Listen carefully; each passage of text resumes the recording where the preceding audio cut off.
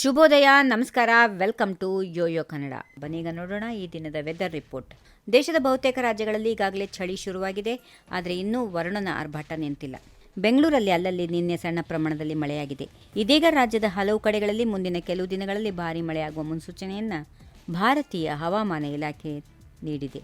ಬಂಗಾಳ ಕೊಲ್ಲಿಯಲ್ಲಿ ಉಂಟಾಗುವ ವಾಯುಭಾರ ಕುಸಿತದಿಂದಾಗಿ ಕರ್ನಾಟಕದಲ್ಲಿ ಮಳೆಯ ಪರಿಣಾಮ ಬೀರಲಿದೆ.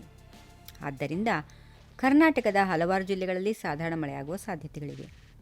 ಬಂಗಾಳ ಕೊಲ್ಲಿಯಲ್ಲಿ ವಾಯುಭಾರ ಕುಸಿತ ಹಿನ್ನೆಲೆ ಮುಂದಿನ 2-3 ದಿನಗಳ ಕಾಲ ಬೆಂಗಳೂರು ಸೇರಿದಂತೆ ಹಲವು ಭಾಗಗಳಲ್ಲಿ ಭಾರೀ ಮಳೆ ಸುರಿಯುವ ಸಾಧ್ಯತೆಗಳಿವೆ ಎಂದು ಹವಾಮಾನ ಇಲಾಖೆ ಮುನ್ಸೂಚನೆಯಲ್ಲಿ ತಿಳಿಸಿದೆ. ರಾಜ್ಯ ರಾಜಧಾನಿ ಬೆಂಗಳೂರಲ್ಲಿ ಇಂದು ಮೋಡ ಕವಿದ ವಾತಾವರಣ ಇದ್ದು ಹಲವು ಕಡೆ ಮಳೆ ಮುಂದುವರೆದಿದೆ. ಇನ್ನು ಬೆಂಗಳೂರಿನಲ್ಲಿ ಶನಿವಾರ ಗರಿಷ್ಠ ತಾಪಮಾನ 27 ಡಿಗ್ರಿ ಸೆಲ್ಸಿಯಸ್ ಹಾಗೂ ಕನಿಷ್ಠ ತಾಪಮಾನ 18 ಡಿಗ್ರಿ ಸೆಲ್ಸಿಯಸ್ ದಾಖಲಾಗುವ ಸಾಧ್ಯತೆಗಳಿವೆ ಎಂದಲೂ ಹವಾಮಾನ ಇಲಾಖೆ ತಿಳಿಸಿದೆ. ರಾಜ್ಯದ ಕರಾವಳಿ ಹಾಗೂ ದಕ್ಷಿಣ ಒಳನಾಡಿನ ಹಲವು ಜಿಲ್ಲೆಗಳಲ್ಲಿ ಮುಂದಿನ 2-3 ದಿನ ಸಾಧಾರಣ ಮಳೆ ಬೀಳುವ ಸಾಧ್ಯತೆಗಳಿವೆ. ಉಳಿದ ಭಾಗಗಳಲ್ಲಿ ಒಣ ಹವೆ ಇರುತ್ತದೆ.